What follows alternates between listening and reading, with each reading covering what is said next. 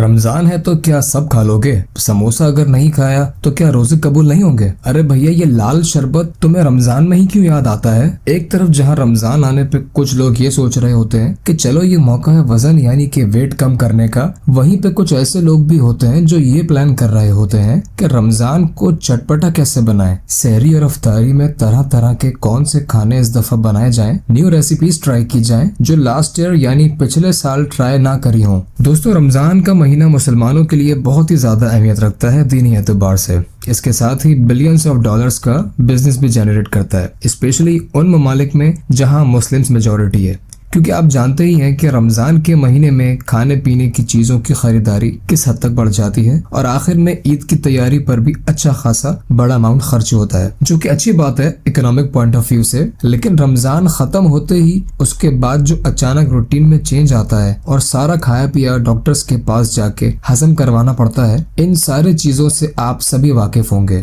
और अगर नहीं तो रमजान खत्म होते ही क्लिनिक्स पर लंबी लंबी लाइंस को आप देख के यह अंदाजा लगा सकते हैं कि ये लोग किसी वायरल या बुखार को लेके नहीं, बल्कि महीने भर जो कुछ खाया पिया है और जितना खाया पिया है उसके बाद की जो तकलीफें हैं उसका अजाला कर रहे हैं, यानी उसकी दवाई लेने को पहुंचे हैं। इस वीडियो में मेरा मकसद किसी पे तनकीद करना नहीं है, लेकिन मैं इतना जरूर कहना चाहूंगा कि रमजान हो या कोई भी महीना हो, अपना पेट समझ के एतदाल यानी नॉर्मल खाना खाना चाहिए, जैसे कि आप बाकी के महीनों में खाते हैं। इनफैक्ट अगर आप रमजान के महीने में नॉर्मल डेज से भी कम यानी एहतियात से खाते हैं तो यकीन करें आपकी फास्टिंग और भी ज्यादा अच्छी और बेहतर तरीके से गुजरेगी और इबादत में भी आपको कोई परेशानी नहीं होगी। आपकी बॉडी एक्टिव रहेगी। और रमजान में जिन लोगों को ज्यादा नींद आती है, इसकी वजह भी ओवर ईटिंग ही है और जरूरत से ज्यादा खाना खा लेने से नींद आने के अलावा जिस्म भी सुस्त पड़ जाता है और कोई काम करने का दिल नहीं करता। जहाँ रमजान महीना है रोजे रखने का, इबादत करने का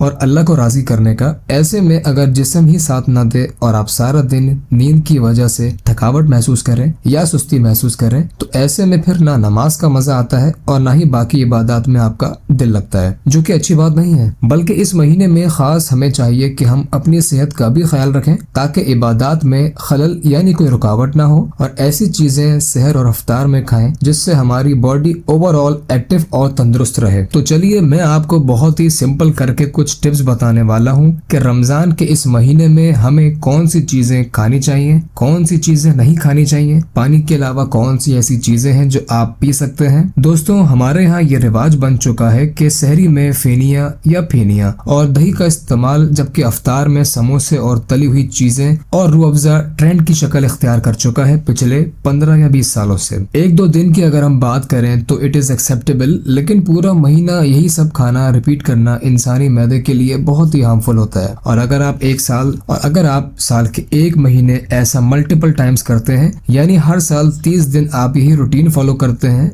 तो यकीनन शुगर बढ़ जाती है, लिवर और किडनी डैमेज होना शुरू हो जाते हैं, कोलेस्ट्रॉल भी बढ़ जाता है। ये सब इसी वजह से होता है। एशिया की अगर हम बात करें तो ज्यादातर लोग रात भर जागते हैं और सहरी करने के बाद सो जाते हैं और फिर चंद घंटों की नींद लेके अपने कामों, अपनी जॉब्स पर चले जाते हैं। ऐसे लोगों के लिए हैवी मील्स का लेना, दही का इस्तेमाल, पराठे खाना बहुत ही गैर मुनासिब होता है। आप सोच रहे होंगे कि दही तो बहुत ही हल्की चीज है, तो ये क्यों नहीं खा सकते? जी हाँ, दही का इस्तेमाल आप कर सकते हैं, लेकिन वो लोग जो रात को जल्दी सो के सहरी में उठते हैं और दही को खाते हैं, ऐसे लोगों के लिए तो दही का इस्तेमाल ठीक है। लेकिन जो लोग रात भर जागते हैं और सहरी में दही खाते हैं और फिर सो जाते हैं, उनके लिए दही प्रॉब्लमेटिक हो सकता है। बल्कि अक्सर ऐसे लोगों को अफ्तार से कुछ देर पहले तक खट्टी डकारें आती हैं और पेट में बनने वाली गैसेस से परेशान होकर अफ्तार में सॉफ्ट ड्रिंक्स ज्यादा से ज्यादा इस्तेमाल करके अपने स्टमक का बेड़ा गर्क कर लेते हैं और पूरा महीना यही सब चलता रहता है। और एक मौके पे आके ख्याल आता है कि दही का इस्तेमाल ज्यादा कर देते हैं, शायद इससे कोई फर्क पड़ जाए। तो जनाब, यही तो प्रॉब्लम है जिसका इंटेक आप मजीद बढ़ाने लगे हैं। इस तरह की बहुत सारी गलतियां हम रमजान में करते चले आ रहे होते हैं। हमारे सामने जो कुछ ला के रख दिया जाए, हम सवाब की नियत से बस खाते चले जाते हैं। बहरहाल लगता ऐसा ही है